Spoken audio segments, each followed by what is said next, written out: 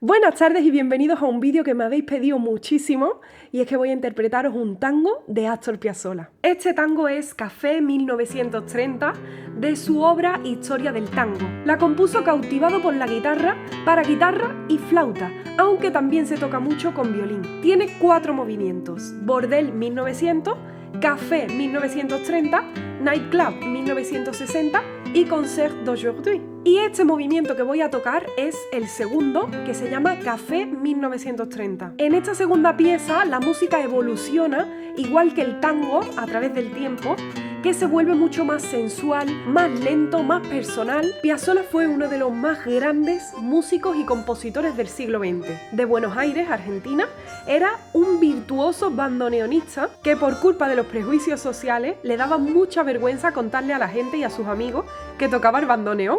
Incluso cuentan que lo guardaba en el ropero para que nadie viera que tocaba el instrumento. Estudió con la gran Nadia Boulanger. Poco se habla de esta mujer, directora de orquesta, compositora y profesora, que enseñó a los más grandísimos compositores del siglo XX. Entre ellos, Stravinsky, Gershwin, Manuel María Ponce o el grandísimo Quincy Jones, que fue el compositor y productor de los más exitosos álbums de Michael Jackson. Poca gente sabe que detrás de estos alumnos estaba Nadia Boulanger. En la época de Piazzolla lo criticaban muchísimo.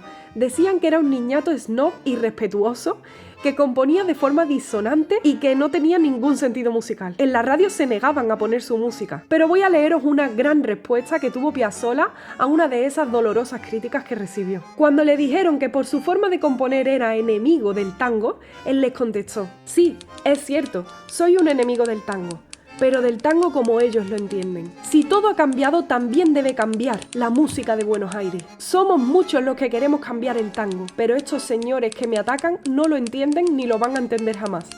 Yo voy a seguir adelante a pesar de ellos.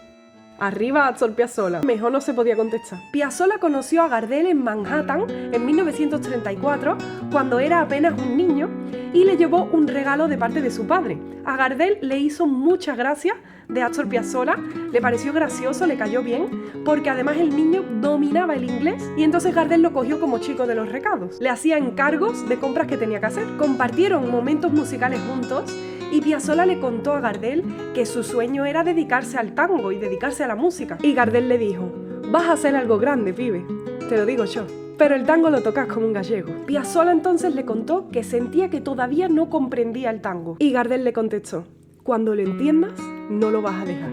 Gardel en el fondo sabía que era un gran profesional y que conseguiría tocar de una forma espectacular, porque ya lo estaba haciendo. Entonces lo invitó a participar en su gira por América. Pero el padre de Astor Piazzolla dijo que todavía su hijo era muy pequeño para estar dando esos viajes, para empezar a trabajar y empezar a moverse en esta industria que es tan dura a veces. Así que el chiquillo tendría una desilusión y una pena increíble. Pero lo que no sabían ninguno de los dos era que ese avión se estrellaría, haciendo que Gardel y toda su banda perdiesen la vida en este trágico y desgraciado accidente aéreo.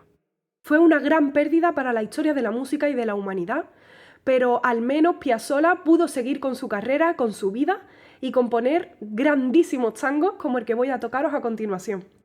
Como es para guitarra y flauta, he decidido tocarlo para 2 guitarras. Espero que te guste. Si te ha gustado este vídeo, suscríbete, da me gusta, coméntame qué te ha parecido y comparte el link de YouTube con tus amigos. Muchísimas gracias por verlo.